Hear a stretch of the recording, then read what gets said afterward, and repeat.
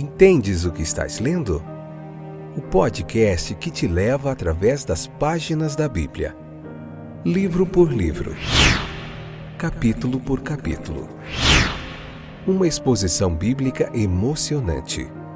Aperte os cintos e embarque comigo nesta viagem.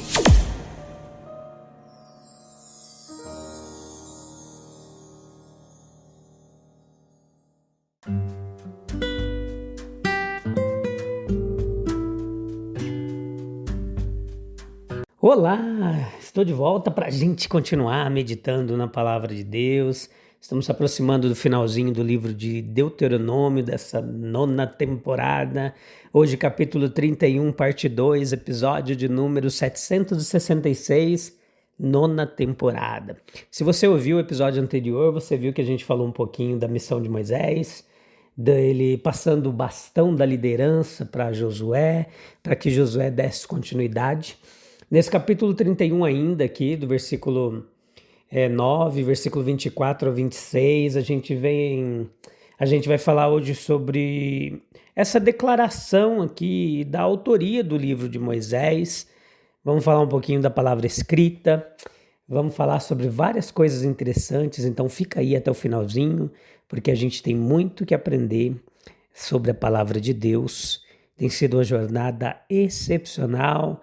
Nós temos aí vários ouvintes de vários lugares que nos acompanham, que escutam, que têm esse desejo genuíno de se aprofundar mais no texto bíblico, de aprender mais da palavra de Deus, para isso gerar um conhecimento que dará frutos de boas ações, de ações, obras, atitudes pautadas pela palavra de Deus. Veja que a gente vê aqui um testemunho claro no versículo 9, 24 e 26, da autoria mosaica do livro de Deuteronômio, 5º livro do Pentateuco. O livro como Moisés o entregou aos sacerdotes, ele foi provavelmente reeditado com alguns acréscimos do Cântico de Moisés, da bênção de Moisés, do relato de sua morte, que não poderia ser escrito por ele, né? E aqui entram discussões hermenêuticas de exigências, de pura erudição teológica, que a gente não vai entrar nisso, não vale a pena perder o nosso tempo, a gente fica um pouco mais na simplicidade do evangelho para que ele fique da palavra, para que possa estar acessível a todos aqueles, também aqueles leigos, aqueles que não têm essa intenção de entrar na parte erudita, literária. Mas enfim, na nossa interpretação histórico-gramatical, a gente fideliza essa importância de compreender o texto dentro do seu contexto. Veja que, falando só um pouquinho disso aqui para resumir, a gente tem uma unidade de estilo, de tratamento, que ela é tão evidente em toda a obra, a mesma linha de pensamento, o mesmo tom, o mesmo teor de sentimento, as mesmas peculiaridades de concepção, de expressão, que a unidade de autoria ela se impõe como algo natural. A negação disso é incompreensível por alguns que sempre tentam inventar conjecturas ou coisas que não convêm. O versículo 26 diz que o livro da lei, esse livro da lei a gente não sabe com certeza afirmar se ele abrange apenas Deuteronômio ou também a maior parte dos outros livros do Pentateuco. Veja que Deuteronômio ele é representado como existindo em forma escrita. Isso fica claro no versículo 28, no capítulo 29, em outros versículos 20, 21, 27. Oséias provavelmente tinha os discursos escritos na sua bagagem quando ele os proferiu. Veja que Oséias ele ecoa Deuteronômio em algumas partes de sua mensagem, quando ele denuncia a idolatria, a quebra da aliança, a ignorância do povo. Ele retorna temas como fidelidade a Deus, juízo pela desobediência e o chamado ao arrependimento.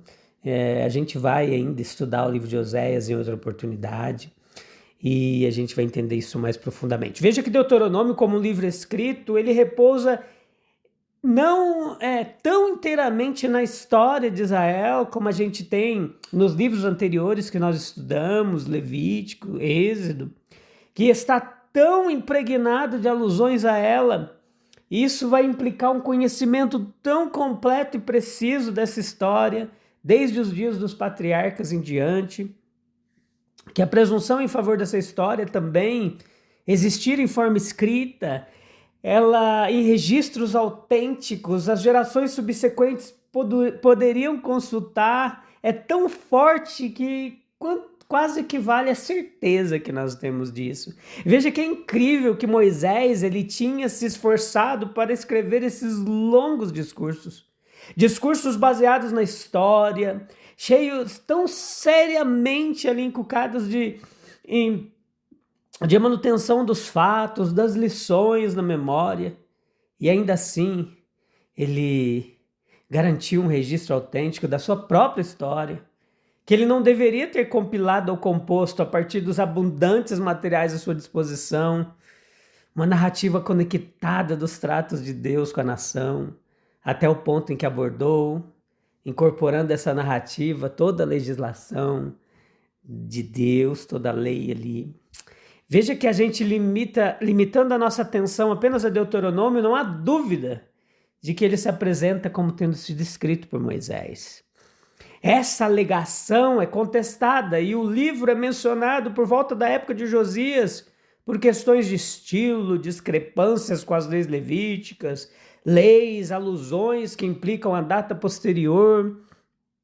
Mas, pelo contrário, nós sustentamos que a hipótese crítica ela pode ser demonstrada como levantando dificuldades maiores do que as que se apresentam, e que as dificuldades em aceitar o livro como uma composição de Moisés foram grandemente exageradas. Veja que essa palavra escrita, como diz aqui no versículo 9, versículo 24 e 27 desse capítulo 31, a lei aqui escrita, solenemente depositada na lateral da arca, é o fundamento da nossa Bíblia atual. Toda a escritura é construída sobre ela, sobre esta entrega da primeira parte da palavra. Nós observamos que a palavra escrita ela envolve é o veículo de uma revelação divina. A lei foi posteriormente dada e posteriormente registrada. A revelação ela precede o seu registro, mas essa linha não deve ser traçada com tanta precisão, pois o registro ele é inspirado. 1 Timóteo 3,16 nos diz isso quando Paulo escreve a Timóteo. É para nós a revelação da vontade de Deus, e também contém a palavra de Deus.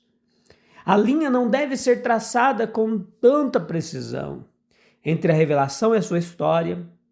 Os fios da revelação, elas não podem ser extraídos da trama de sua história e expostos separadamente. Eles constituem um todo. O registro abrange ambos. Entre a revelação e os discursos proféticos inspirados, salmos, poemas, literatura sapiencial, etc., que desdobram os princípios da revelação, os aplicam e os esforçam, os transformam em temas de louvor ou os abordam reflexivamente. Pois os discursos, salmos, literatura didática, etc., complementam a revelação, bem como desdobram seu significado entre a revelação e a palavra escrita, pois esta, como observada acima, é a revelação para nós. Ela está revestida de sua própria autoridade, como inspirada, uma autoridade cuja natureza e grau são um estudo por si só, e está revestida da autoridade objetiva inerente às revelações cujos registros são preservados. Meu querido, a palavra escrita ela é necessária para a perpetuação da verdade revelada. Ela incorpora a verdade em uma forma que assegura sua transmissão à posteridade, sem distorção ou corrupção material.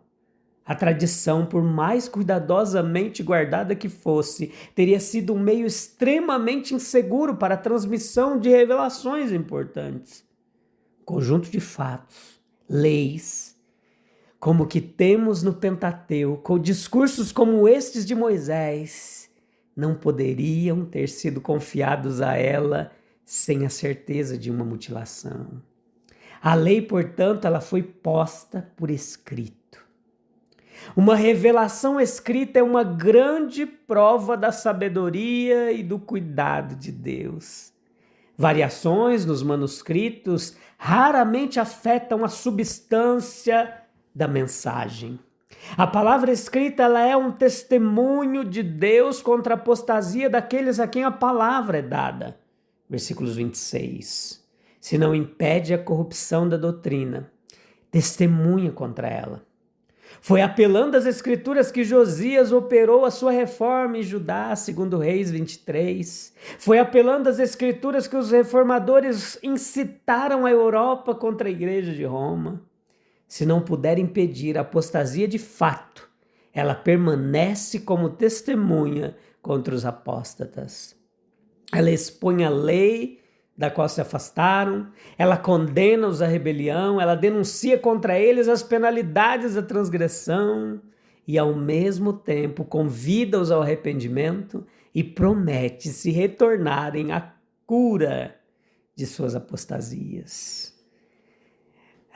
Meus queridos, deve ter sido um ato solene da parte de Moisés, após ter nomeado Josué como seu sucessor na liderança de Israel, convocar os sacerdotes e os anciãos para que fossem os guardiãos de seus manuscritos e os tratassem como ele desejava. Foi aos ministros da religião, aos governantes eleitos pelo povo e ordenados por Deus, que ele deu essa importante incumbência. Versículo 9 ao 13. É claro que eles não podiam, como hoje em dia, publicar em cópias multiplicadas a lei cuidadosamente escrita. A imprensa ainda não havia sido inventada, mas eles foram instruídos a realizar uma grande congregação a cada 7 anos, na época da festa dos tabernáculos, para a leitura pública da lei. Portanto, nesse período chamado do período sabático, quando não havia necessidade de temer chuva, mas a claridade e a paz reinavam noite e dia na terra prometida. Eles deveriam tornar pública, por meio da leitura, essa importante lei. Este interessante arranjo sugere lições como estas para a gente. Não há nada tão precioso quanto a palavra de Deus. Não é de se admirar que oficiais especiais tenham sido especialmente encarregados dela. Quando a primeira parcela foi dada e concluída, era um depósito sagrado como nenhuma outra nação possuía. Os judeus certamente tinham uma grande vantagem, visto que lhe foram confiados os oráculos de Deus, Romanos 3:2. A mais ampla publicação possível deve ser garantida para isso. Não se pode imaginar melhor arranjo, em tempos anteriores à invenção da imprensa, do que este, de uma grande congregação, com perfeita publicidade. Que público, a cada 7 anos, em meio à solenidade do ano da libertação, o ano sabático, quando o tempo lhe sobrava abundantemente, não poderiam passar melhor parte do ano do que reunindo-se para aprender sobre a lei de Deus. Era uma esplêndida publicidade periódica. E não é típico daquela publicidade mais ampla que a imprensa está agora dando à palavra divina. Certamente, meus queridos, é um fato impressionante que a circulação da publicação humana de maior sucesso, ela se reduz à insignificância quando comparada com a circulação da palavra de Deus. Os homens estão tentando torná-la o mais amplamente conhecida possível. Épocas especiais para o estudo da lei de Deus são eminentemente desejáveis. Se esta orientação de Moisés tivesse sido fielmente seguida, haveria um reavivamento da religiosidade daquele povo a cada 7 anos. Assim, um novo começo teria sido dado ao estudo da vontade de Deus, e maior devoção de espírito teria sido criada entre os muitos milhares de israelitas. Da mesma forma, congregações e igrejas deveriam ter grandes assembleias e reuniões com o propósito expresso de estudo público da palavra de Deus, em épocas especiais determinadas.